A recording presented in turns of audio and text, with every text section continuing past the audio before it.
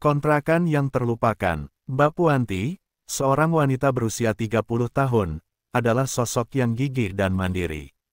Ia menjalani kehidupan sebagai pedagang UMKM di Jakarta Barat, menjual berbagai produk kerajinan lokal yang dibuatnya sendiri. Namun, kehidupan di ibu kota yang padat dan kompetitif ini tidaklah mudah.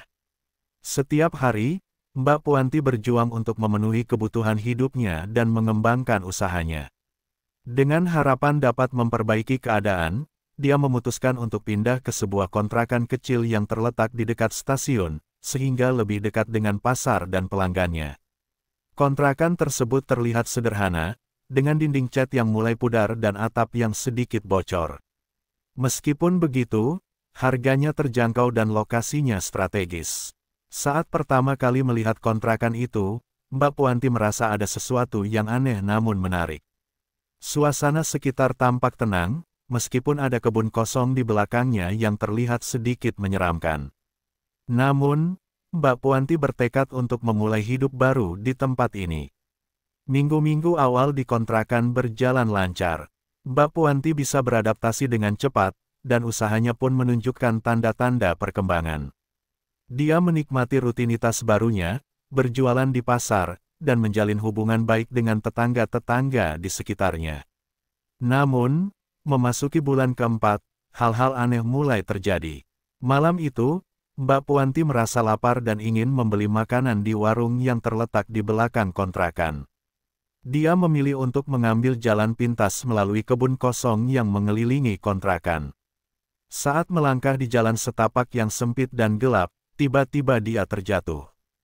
Rasanya seperti ada yang menarik kakinya ke bawah. Dia berusaha bangkit dan melanjutkan perjalanan, meskipun rasa takut menyelimuti hatinya. Setibanya di warung, Mbak Puanti bertanya kepada penjual tentang jalan pintas yang dia lalui. Penjual itu tampak bingung dan berkata, "Jalan itu. Tidak ada pohon besar di sana. Mungkin kamu salah lihat." Mbak Puanti merasa ada yang tidak beres, tetapi dia tidak ingin berpikir terlalu jauh. Makan malamnya terasa aneh, dan dia segera kembali ke kontrakan. Sesampainya di kamar, Mbak Puanti berusaha tidur, tetapi rasa gelisah mulai menghantuinya. Dia merasa seolah ada sesuatu yang mengawasinya. Ketika akhirnya terlelap, mimpi buruk datang menghampiri. Dia terbangun karena merasakan ada tangan yang menyentuh punggungnya. Ketika berbalik, dia melihat sosok nenek-nenek dengan wajah keriput dan mata hitam yang menakutkan. Gigi-giginya yang kuning dan tajam membuat Mbak Puanti terperangah. Nenek itu mulai berbicara dalam bahasa Jawa kuno yang tidak dimengerti Mbak Puanti. Suara nenek itu serak dan menggetarkan, membuat Mbak Puanti merasa terjebak dalam ketakutan. Dia mencoba berdoa, tetapi tubuhnya terasa kaku, tidak bisa bergerak. Sosok nenek itu melayang mendekat, senyumnya semakin lebar, seolah menikmati ketakutan yang ditimbulkannya. Dalam sekejap, nenek itu menghilang begitu saja, meninggalkan Mbak Puanti terengah-engah dalam kegelapan malam. Kejadian-kejadian aneh terus berlanjut. Setiap malam, Mbak Puanti mendengar suara ketukan di jendela kamar, seakan ada yang ingin masuk. Dia juga mulai melihat bayangan-bayangan samar di sudut-sudut ruangan. Ketidaknyamanan semakin mendalam, dan Mbak Puanti merasa tidak betah di kontrakan itu. Dia pun mulai merencanakan untuk pindah. Suatu hari, saat berkumpul dengan teman-temannya, Mbak Puanti menceritakan semua yang dialaminya. Teman-temannya terlihat terkejut, terutama Devin, yang menjelaskan bahwa kontrakan tersebut dulunya digunakan oleh seorang dukun pesugihan. Mereka semua terdiam mendengarnya, dan Devin dengan serius menyarankan agar Mbak Puanti menaruh garam di kamar untuk mengusir gangguan. Mendengar penjelasan Devin, Mbak Puanti merasa bingung dan sedikit takut, namun dia juga merasa penasaran. Sejak saat itu, Mbak Puanti berusaha untuk lebih berhati-hati. Dia mulai menaruh garam di sudut-sudut kamarnya dan berdoa sebelum tidur. Namun, meskipun semua usaha itu, perasaan bahwa ada sesuatu yang mengikutinya tidak pernah hilang. Dia merasa seolah ada mata-mata yang selalu mengintip dari bayang-bayang. Kontrakan yang dulunya diimpikannya sebagai tempat untuk memulai hidup baru kini berubah menjadi tempat yang menakutkan dan penuh misteri. Kehidupan di kontrakan itu semakin membingungkan. Mbak Puanti semakin merasa terjebak dalam sebuah kisah kelam yang tidak bisa dia pahami. Setiap malam, ketakutan melanda, dan dia merasa harus segera menemukan cara untuk mengakhiri semua ini. Namun, bayangan nenek itu terus menghantuinya, dan rasa penyesalan mulai menggerogoti hatinya. Dia tahu, keputusan untuk tinggal di tempat ini mungkin merupakan langkah yang sangat salah. Jejak kegelapan. Setelah peristiwa-peristiwa aneh yang terus menghantuinya selama tinggal di kontrakan, Mbak Puanti merasa hidupnya mulai berada di ujung tanduk. Setiap malam, ketukan di jendela dan bayangan-bayangan misterius mengganggu tidurnya. Dia berusaha untuk tetap tenang dan fokus pada usahanya, tetapi ketidaknyamanan itu semakin mengganggu. Dalam hati, dia merasa perlu mencari tahu lebih dalam tentang kontrakan yang dia tinggali. Suatu malam, saat tidak bisa tidur, Mbak Puanti memutuskan untuk menjelajahi lingkungan sekitar. Dia ingin mencari tahu lebih banyak tentang sejarah kontrakan tersebut. Setelah bertanya kepada beberapa tetangga, dia mendengar desas-desus mengenai pemilik sebelumnya, seorang dukun pesugihan yang terkenal. Banyak orang datang untuk meminta bantuan, tetapi sedikit yang tahu bahwa tempat itu menyimpan kegelapan yang dalam. Keesokan harinya, Mbak Puanti mengunjungi perpustakaan kecil di dekat kontrakan. Dia meminjam beberapa buku tentang mitos dan legenda lokal, termasuk tentang praktik pesugihan. Hal tersebut membuatnya semakin terpesona namun juga ketakutan. Dalam salah satu buku, dia membaca tentang bagaimana seseorang yang ingin mencari kekayaan dengan cara pesugihan harus siap membayar harga yang sangat mahal. Tumbal, entah berupa jiwa atau benda berharga, seringkali menjadi syarat dalam praktik tersebut. Makin dalam dia membaca, makin besar rasa takut dan penyesalan yang menggerogoti pikirannya. Malam harinya, Mbak Puanti kembali ke kebun kosong di belakang kontrakan. Dia merasa ada sesuatu yang menariknya untuk kembali ke tempat itu. Dengan senter di tangan, dia menelusuri jalan setapak yang pernah dia lalui. Suasana di sekelilingnya terasa mencekam, hawa dingin menyelimuti dan suara malam yang biasanya menenangkan kini terdengar menakutkan. Ketika mencapai bagian tengah kebun, Mbak Puanti menemukan sesuatu yang membuatnya terkejut. Di tengah kebun, ada sebuah patung kecil terbuat dari tanah liat, dikelilingi oleh benda-benda aneh seperti koin, ranting, dan potongan kain yang tampak usang. Patung itu menyerupai sosok manusia dengan ekspresi wajah yang aneh, seolah-olah sedang menatapnya. Mbak Puanti merasa merinding, tetapi rasa ingin tahunya lebih besar daripada rasa takutnya. Dia mendekati patung itu dan menyentuhnya. Saat dia menyentuh patung, tiba-tiba angin kencang berhembus dan menggelapkan suasana. Mbak Puanti merasa pusing dan seolah-olah berada dalam mimpi buruk yang nyata. Dia mendengar suara lirih yang memanggil namanya, dan saat menoleh, sosok nenek yang pernah mengganggunya muncul lagi, lebih jelas dan lebih dekat. Nenek itu berbicara dengan suara yang serak, mengingatkan Mbak Puanti akan kesepakatan yang tidak pernah dia buat. Setiap keinginan ada harganya, nak, kata nenek itu, suaranya penuh peringatan. Apa yang kamu cari tidak akan gratis. Mbak Puanti merasa tercekik oleh ketakutan. Dia berusaha untuk melarikan diri, tetapi kakinya seperti terikat di tempat. Dia menutup mata dan berdoa dengan segenap hati, berharap semua ini hanya mimpi buruk. Ketika dia membuka mata, nenek itu sudah menghilang, tetapi rasa takut tetap membekas. Setelah kejadian itu, Mbak Puanti kembali ke kontrakan dengan perasaan campur aduk.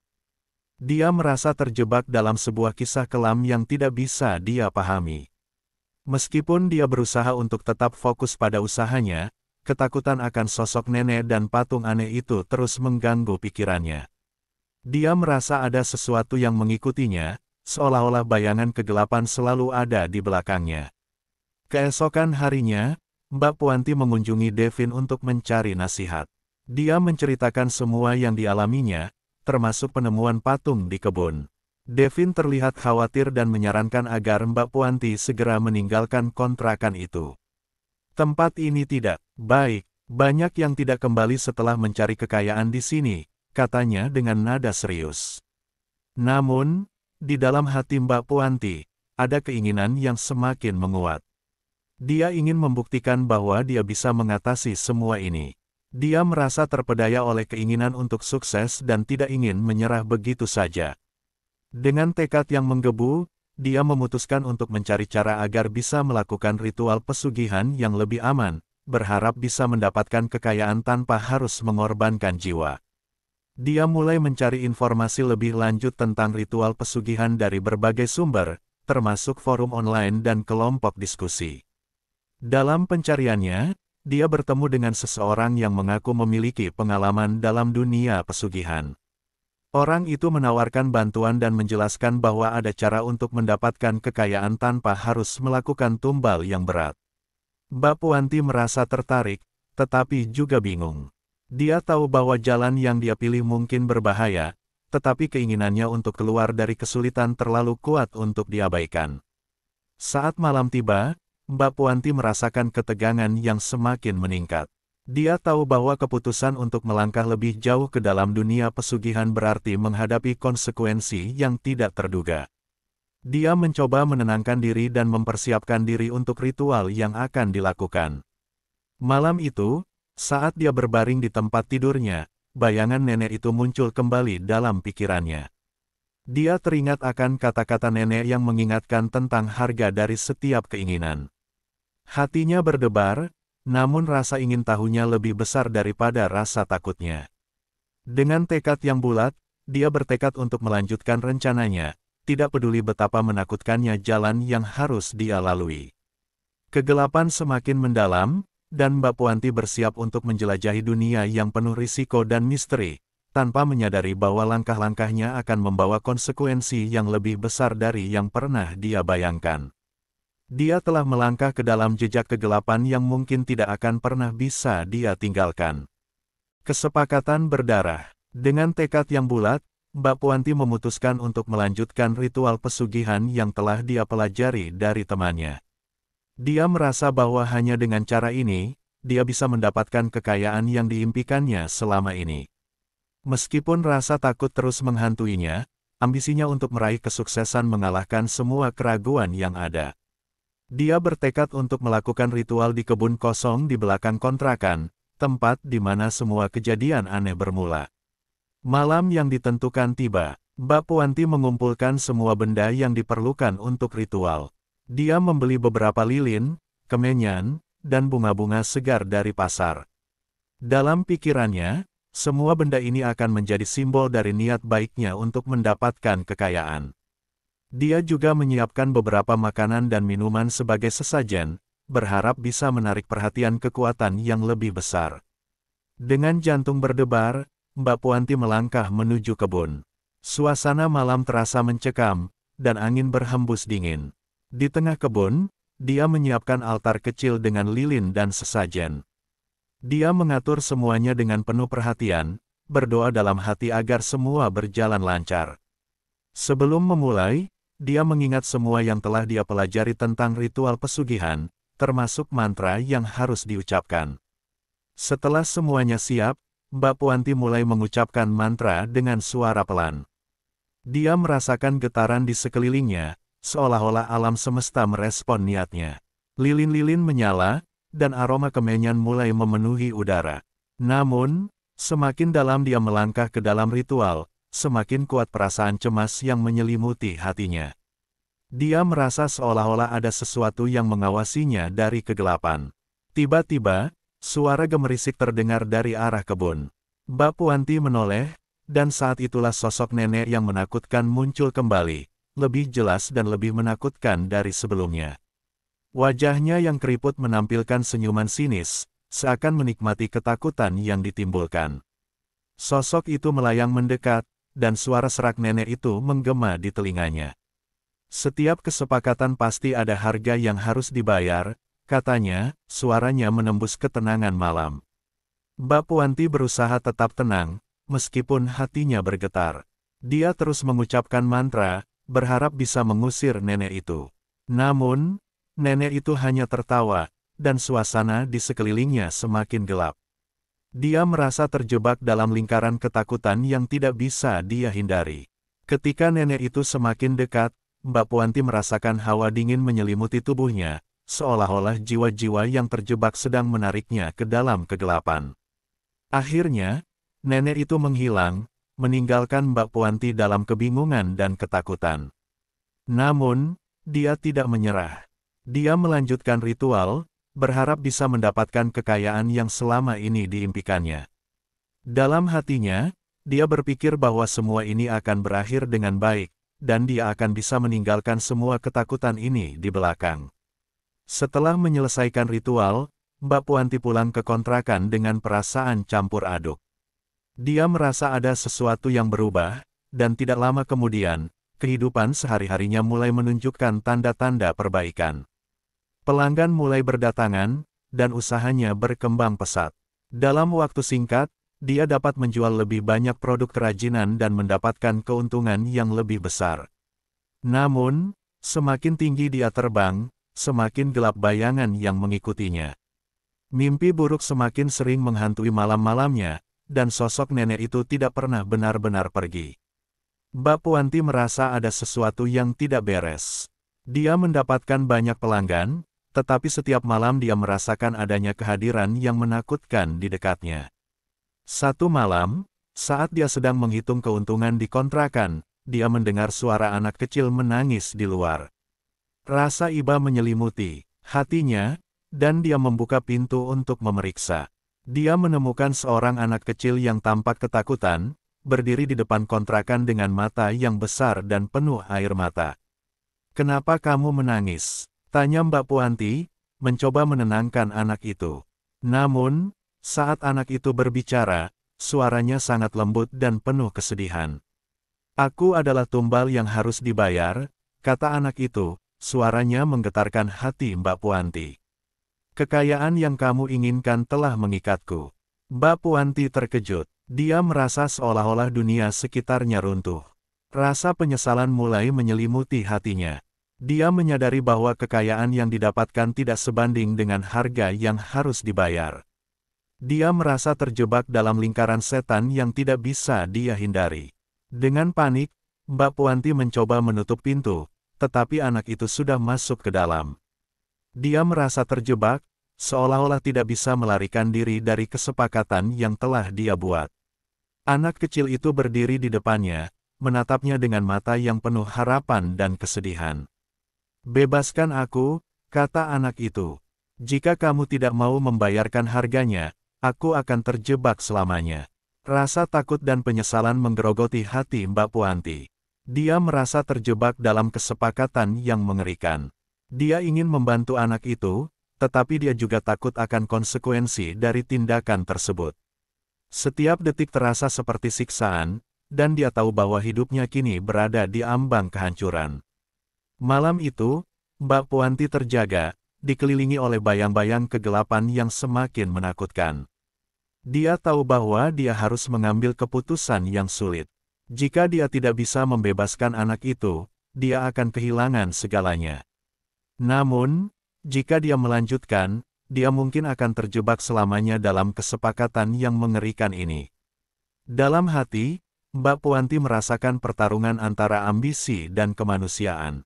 Dia tahu saatnya akan tiba untuk memilih, tetap terjebak dalam keinginan untuk kaya atau mengorbankan segalanya untuk menyelamatkan jiwa yang tidak bersalah. Namun, keputusan itu tidaklah mudah, dan dia tidak tahu apakah dia akan mampu menghadapi konsekuensi dari pilihan yang harus diambil. Bayaran yang tak terduga, kehidupan Mbak Puanti semakin tidak karuan setelah ritual pesugihan yang dilakukannya. Meskipun usahanya berkembang pesat dan dia mendapatkan banyak keuntungan, perasaan gelisah dan ketidakpastian terus menghantuinya. Setiap malam, sosok nenek yang menakutkan dan suara anak kecil yang menangis kembali menghantui pikirannya. Dia merasa terjebak dalam kesepakatan yang tidak bisa dia lupakan.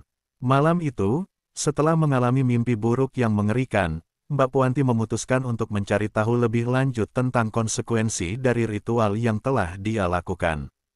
Dia kembali ke perpustakaan dan mencari buku-buku yang membahas tentang pesugihan dan praktik-praktik mistis lainnya. Dalam pencariannya, dia menemukan sebuah buku tua yang menjelaskan bahwa sebagian besar ritual pesugihan mengharuskan pelakunya untuk memberikan tumbal, dan seringkali jiwa yang terikat tidak bisa kembali. Setiap halaman yang dia baca membuatnya semakin ketakutan.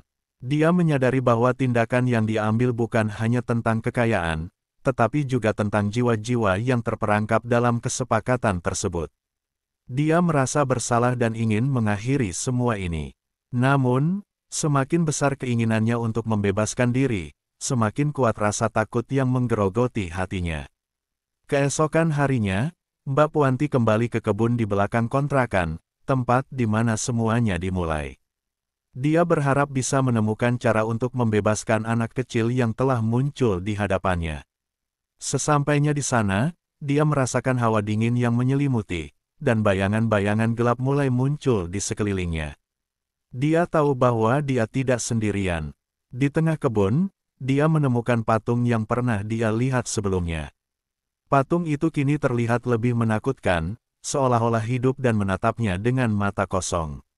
Mbak Puanti merasa ngeri, tetapi dia harus berani. Dia mengatur napas dan mencoba berbicara dengan patung itu, berharap bisa mendapatkan petunjuk. Siapa yang bisa membebaskan jiwa-jiwa yang terperangkap di sini? Tanyanya dengan suara bergetar. Tiba-tiba, suara nenek itu terdengar lagi. Tidak ada yang bisa membebaskan mereka, kecuali kamu bersedia membayar harga. Mbak Puanti merasa tertegun. Apa yang harus aku lakukan? Aku tidak ingin terjebak dalam semua ini. Nenek itu muncul di hadapannya, senyumnya semakin lebar dan menakutkan. Kekayaan yang kamu inginkan telah mengikat jiwa ini. Jika kamu ingin membebaskan mereka, kamu harus menggantinya dengan sesuatu yang lebih berharga, nyawamu sendiri. Mbak Puanti merasa jantungnya berdegup kencang. Dia tidak bisa membayangkan harus mengorbankan nyawanya. Namun, di dalam hati, dia juga merasa bahwa semua ini adalah akibat dari kesepakatan yang dia buat. Dia harus menghadapi konsekuensi dari tindakan yang telah dia ambil. Jiwa anak kecil itu kembali muncul di hadapannya, menatapnya dengan penuh harapan.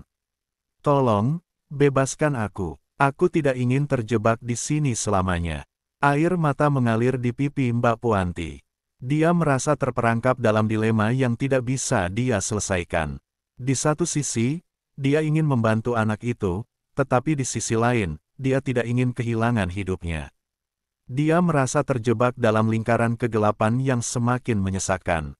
Malam itu, Mbak Puanti tidak bisa tidur. Dia merenungkan semua yang terjadi, berusaha mencari jawaban. Dalam kegelapan malam, dia merasa ada sesuatu yang memanggilnya untuk kembali ke tempat ritual. Dia tahu bahwa dia harus mengambil keputusan, dan malam ini adalah saatnya. Dengan keberanian yang tersisa, Mbak Puanti kembali ke kebun. Dia membawa beberapa benda yang dianggap suci dan berusaha untuk mengadakan ritual baru, berharap bisa mengubah takdir yang telah dia buat. Dia menyiapkan altar dengan lilin-lilin dan sesajen, lalu mulai mengucapkan mantra. Dengan penuh harapan, namun, saat dia melakukannya, sosok nenek itu muncul kembali, kali ini dengan tatapan yang lebih serius. Kamu tidak bisa mengubah takdirmu. Bayaranmu sudah ditentukan. Kau harus memilih. Mbak Puanti merasa putus asa. Dia berusaha untuk tetap tenang, tetapi suara nenek itu semakin menggema di telinganya. Apa yang kau pilih, Mbak Puanti? Kekayaan atau jiwa yang kau inginkan untuk dibebaskan? Sementara itu, suara anak kecil itu mulai memanggilnya. Tolong, jangan biarkan aku terjebak di sini selamanya. Mbak Puanti merasakan tarikan kuat antara keinginan untuk menyelamatkan anak itu dan rasa takut akan konsekuensi dari pilihannya. Dia tidak ingin mengorbankan nyawanya, tetapi dia juga tidak bisa membiarkan anak itu terjebak dalam kegelapan selamanya. Akhirnya, dengan air mata mengalir, Mbak Puanti mengambil keputusan. Aku bersedia membayar harga yang harus dibayar. Aku akan membebaskan anak itu, apapun harganya. Saat dia mengucapkan kata-kata itu, bayangan kegelapan mengelilinginya. Dia merasa seolah-olah ditarik ke dalam jurang yang dalam. Hawa dingin semakin kuat, dan suara nenek itu semakin mengejek. Harga telah ditentukan. Sekarang, terimalah nasibmu. Dengan keputusan yang diambil, Mbak Puanti merasa ada sesuatu yang bergetar di dalam dirinya. Dia tahu bahwa hidupnya akan berubah selamanya. Dia berusaha untuk tetap tegar, meskipun ketakutan menyelimuti hatinya. Dia telah memilih, dan sekarang dia harus menghadapi konsekuensi dari pilihan tersebut. Dalam kegelapan malam, bayangan-bayangan menghantuinya, dan dia tahu bahwa langkah-langkahnya menuju kegelapan tidak bisa dihindari. Keputusan yang diambilnya akan mengubah segalanya, dan dia harus siap menghadapi bayaran yang tak terduga. Penyesalan abadi. Malam itu, setelah mengucapkan kata-kata yang akan mengubah hidupnya selamanya, Mbak Puanti merasakan pergeseran yang mendalam di dalam dirinya. Dia merasa seolah-olah ada sesuatu yang terputus, dan jiwanya mulai bergetar dalam ketidakpastian. Suara nenek dan tangisan anak itu terus menggema di telinganya, membuatnya merasa terjebak dalam labirin kegelapan yang tak berujung. Ketika bayangan kegelapan mengelilinginya, Mbak Puanti merasakan kehadiran yang kuat, seolah-olah kekuatan gaib sedang menariknya ke dalam jurang. Dia berusaha berjuang, tetapi semakin dia melawan, semakin dalam dia terjerumus ke dalam kegelapan. Dalam sekejap, dia merasa seperti terbangun dari mimpi buruk yang berkepanjangan, tetapi kenyataannya jauh lebih menakutkan.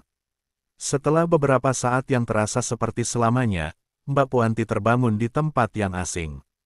Dia duduk di atas tanah yang dingin, dikelilingi oleh kabut tebal dan suara bisikan yang tidak bisa dia mengerti. Saat matanya mulai terbiasa dengan kegelapan, dia melihat sosok-sosok yang terjebak di sekelilingnya. Mereka adalah jiwa-jiwa yang tidak bisa pergi, terperangkap dalam kesepakatan yang sama seperti dirinya. Di tengah kabut, Mbak Puanti melihat anak kecil itu berdiri dengan tatapan penuh harapan. "Kau datang untuk membebaskan aku?" tanya anak itu dengan suara lembut, tetapi ada kesedihan yang mendalam dalam nada bicaranya. Mbak Puanti merasa hatinya teriris. "Aku melakukan semua ini untukmu. Aku tidak ingin kau terjebak di sini selamanya," katanya dengan penuh penyesalan. Namun, dia juga merasakan sesuatu yang aneh. Meskipun dia telah bersedia mengambil risiko, dia menyadari bahwa dia tidak benar-benar tahu apa yang dia bayar. Anak kecil itu mendekatinya, tetapi wajahnya kini tampak lebih sedih. "Kau tidak bisa membebaskan dirimu sendiri. Kau juga terjebak di sini sekarang." Kenyataan itu menghantam Mbak Puanti seperti petir. Dia merasa terjebak dalam kesepakatan yang lebih dalam daripada yang dia bayangkan. Dengan memilih untuk membebaskan anak itu, dia justru terikat pada nasib yang lebih buruk. Dia telah mengorbankan segalanya untuk seseorang yang tidak bisa dia selamatkan, dan kini, dia pun terjebak dalam dunia yang sama. Ketika dia melihat sekeliling, bayangan-bayangan lain mulai mendekatinya. Mereka adalah jiwa-jiwa yang juga terjebak dalam kesepakatan pesugihan, merindukan kebebasan tetapi tidak bisa menemukannya. Mbak Puanti merasa terasing dan putus asa. Dia tidak bisa menerima kenyataan bahwa dia sekarang menjadi bagian dari dunia kegelapan ini. Seiring berjalannya waktu, Mbak Puanti merasakan ketidakberdayaan yang menyelimuti. Dia mencoba mencari cara untuk membebaskan diri dan jiwa-jiwa lain, tetapi setiap usaha tampak sia-sia. Suara nenek itu kembali terdengar, mengingatkannya akan harga yang harus dibayar. "Kau telah memilih jalan ini, dan tidak ada jalan kembali," katanya, suaranya penuh ejekan.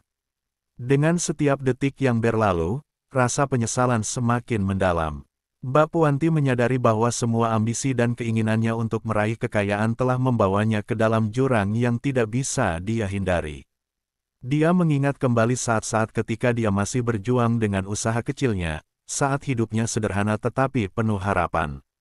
Sekarang, semua itu terasa seperti kenangan yang jauh, tertutup oleh kegelapan. Malam demi malam berlalu, dan Mbak Puanti terjebak dalam siklus penderitaan. Dia melihat anak kecil itu, yang tampaknya semakin kehilangan harapan. Dia merasa bersalah karena telah membawa anak itu ke dalam kegelapan bersamanya. "Maafkan aku," katanya, air mata mengalir di pipinya. "Aku tidak tahu ini akan terjadi." Anak kecil itu mendekat, tetapi tidak bisa berbicara. Dia hanya menatap Mbak Puanti dengan mata yang penuh kesedihan, seolah mengerti beban yang harus mereka tanggung. Dalam hati, Mbak Puanti berharap bisa memperbaiki kesalahannya dan mencari cara untuk membebaskan mereka berdua. Akhirnya, Mbak Puanti bertekad untuk mencari cara untuk melawan kutukan yang melanda mereka. Dia mulai berdoa dalam hati, berharap ada jalan keluar dari kegelapan ini. Dalam setiap doa, dia meminta maaf kepada anak itu dan kepada dirinya sendiri. Dia merasa bahwa satu-satunya cara untuk membebaskan jiwa-jiwa yang terperangkap adalah dengan mengakui kesalahan dan berusaha sekuat tenaga untuk memperbaikinya. Suatu malam, saat dia berdoa, sebuah cahaya lembut muncul di ujung kabut. Cahaya itu semakin mendekat, dan Mbak Puanti merasa tergerak untuk mengikutinya.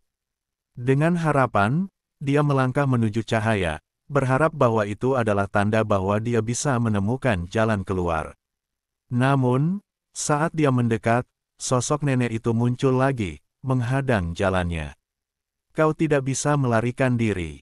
Setiap kesepakatan pasti ada harga. Ini adalah nasibmu sekarang, katanya dengan suara yang menakutkan. Mbak Puanti merasa putus asa. Dia ingin berjuang, tetapi dia merasakan kekuatan nenek itu menekannya.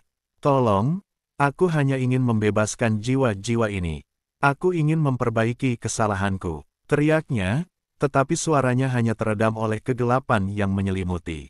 Dengan berani, Mbak Puanti mengangkat wajahnya. Aku tidak akan menyerah. Aku akan mencari cara untuk membebaskan kami semua. Serunya, meskipun hatinya bergetar penuh ketakutan.